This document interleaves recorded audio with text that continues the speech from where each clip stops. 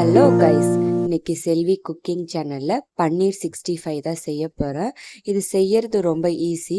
கிட்ஸுக்கு இது ரொம்ப ஃபேவரட்டான ஸ்நாக் ஐட்டமாக இருக்கும். வாங்க இது எப்படி செய்யறதுன்னு பார்க்கலாம். இப்போ இது செய்யறதுக்கு மசாலா ரெடி பண்ணிக்கலாம். கார்ன்ஃப்ளவர் மாவு 3 டேபிள் ஸ்பூன் எடுத்திருக்கேன். அதுக்கப்புறம் அரிசி மாவு 2 டேபிள் ஸ்பூன் எடுத்திருக்கேன். அரிசி மாவுக்கு பதிலாக மைதா மாவு கூட நீங்கள் ஆட் பண்ணிக்கலாம். அதுக்கப்புறம் அரை டேபிள் ஸ்பூன் மஞ்சத்தூள் சேர்த்துக்கிறேன். அரை டேபிள் ஸ்பூன் மிளகாய் தூள் சேர்த்துக்கிறேன். நான் காஷ்மீர் சில்லி சேர்க்கறதுனால மிளகாய் தூள் அரை டேபிள் ஸ்பூன் தான் சேர்த்துருக்கேன். அதுக்கப்புறம் சாட் மசாலா அரை டேபிள் ஸ்பூன் சேர்த்துக்கிறேன். ஜீரகத்தூள் அரை டேபிள் ஸ்பூன் சேர்த்துக்கிறேன். அதுக்கப்புறம் கரம் மசாலா அரை டேபிள் ஸ்பூன் சேர்த்துக்கிட்டு Kashmir red chilli powder 1 table spoon சேர்த்துக்கிறேன். காஷ்மீர் சில்லி சேர்க்கலைன்னா மிளகாய் தூள் எக்ஸ்ட்ரா 1 டேபிள் ஸ்பூன் சேர்த்துக்கோங்க. அதுக்கப்புறம் திக்கான தயிர் சேர்த்துக்கோங்க. தயிர் புளிப்பு இல்லாமல் பார்த்துக்கோங்க. அதுக்கப்புறம் இஞ்சி பூண்டு பேஸ்ட் போட்டுக்கிறேன். மசாலாவுக்கு தேவையான அளவு உப்பு சேர்த்துட்டு நல்லா மிக்ஸ் பண்ணி விட்டுக்கிறேன். தண்ணி கொஞ்சம் கொஞ்சமாக ஊற்றிக்கோங்க. தண்ணி ரொம்ப நிறையா ஊற்றிட்டிங்கன்னா அப்புறம் பன்னீரை டிப் பண்ணிவிட்டு எண்ணெயில் ஃப்ரை பண்ண முடியாது. அதனால தண்ணி கம்மியாக ஊற்றி பிசைஞ்சிக்கோங்க. கட்டி எதுவும் இல்லாமல் நல்லா கலக்கிக்கலாம். இதை இப்போ விஸ்க் இருந்தால் விஸ்க வச்சு கூட மிக்ஸ் பண்ணிக்கோங்க.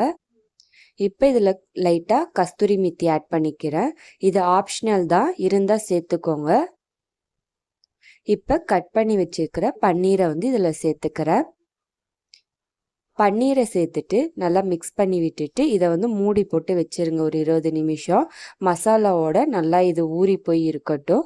அதுக்கப்புறம் எண்ணெயில் போட்டு ஃப்ரை பண்ணிக்கலாம். இப்போ ஸ்டவ் ஆன் பண்ணிவிட்டு கடாயில் எண்ணெய் ஊற்றிக்கலாம். எண்ணெய் நல்லா சூடாக இருக்கணும். அதுக்கப்புறம் பன்னீரை போடணும்.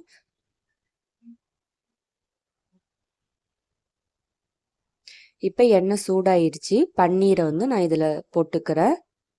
பன்னீரை போட்டுட்டு மீடியம் ஃப்ளேமில் வச்சுட்டு குக் பண்ணுங்க. நல்லா 2 சைடும் நல்லா கோல்டன் ப்ரௌன் வந்ததும் இதை எடுத்துடலாம். இந்த மாதிரி எல்லா பன்னீரையும் ஃப்ரை பண்ணி எடுத்துக்கலாம்.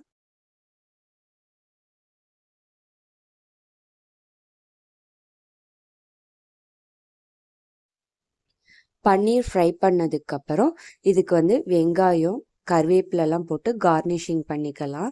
இதுக்கு டொமேட்டோ கிச்சப் இல்லாட்டி க்ரீன் சட்னி மயோனைஸ் இதெல்லாம் வச்சு சாப்பிட்றப்ப ரொம்ப டேஸ்ட்டாக இருக்கும். கண்டிப்பாக ட்ரை பண்ணி பாருங்கள். வீடியோ பிடிச்சிருந்தா சப்ஸ்கிரைப் பண்ணுங்கள், லைக் பண்ணுங்கள். நோட்டிஃபிகேஷன் வரணுன்னா பெல் ஐக்கானை கிளிக் பண்ணுங்கள். தேங்க்யூ.